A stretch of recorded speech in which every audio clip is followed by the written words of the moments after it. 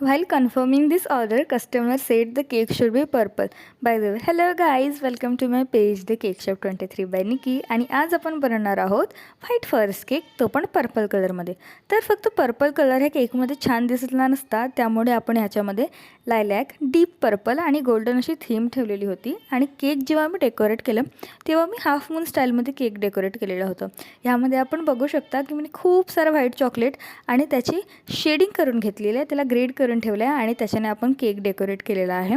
सोबतच जेव्हा मी half moon side design केलं होतं त्याच्यामध्ये आपल्याला बर्थडे विश लिहायची होती, कारण की त्यांना तसं हवं होतं. आणि त्याच्यानंतर मला फेवरेट असलेले स्टार्स आणि स्प्रिंकलर्स वापरल्यानंतर हा केक खूपच क्यूट दिसत होता. आणि जेव्हा मी इथं पायपिंग करून त्यांचं नाव लिहिलं ना, तर हा केक तर एकदम उठूनच आलेलं होतं.